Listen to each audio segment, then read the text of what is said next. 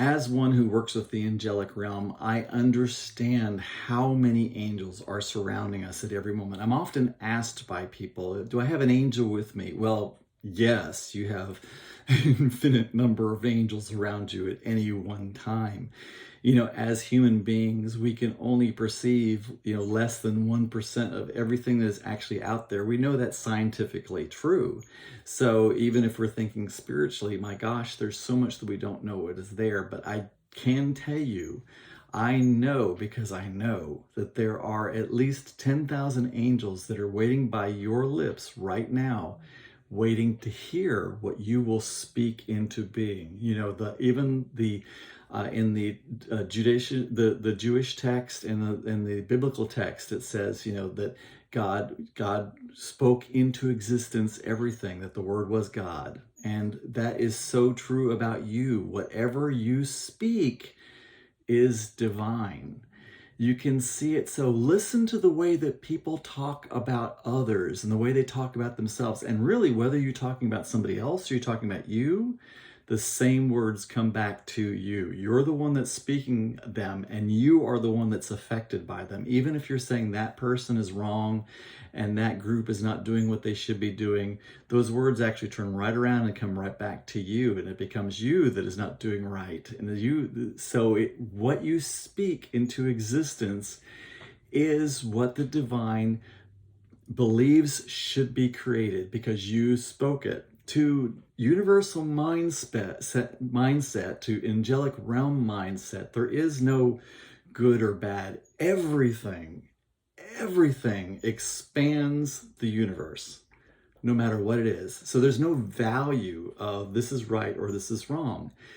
The value is in our place where we get to decide this is helpful or this is not helpful, or this is preferred or this is not preferred. We would call it right or wrong, but it's more about preference or non-preference.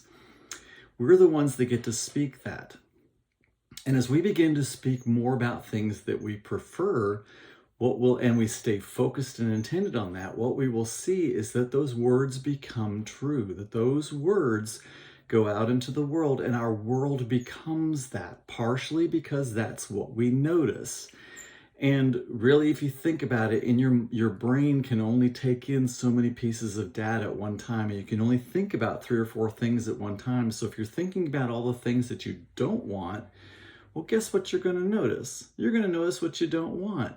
But as soon as you intend on what you do want and you start speaking those words, then that's what you're going to begin to notice. And you can only act upon the things that you notice. Does that make sense? I mean, if you're driving down the road and you see a big old rock or something like that drop in the middle of the road and you notice it, you can act upon it. But if you're looking over here and a branch falls down over here, you can't respond to that rock because you're not noticing it. Well, it's the same thing. It's what you notice that is in your mind, that you can see, that you can perceive, that you can work with. That's the information that you have to pivot around and to work with and to create from.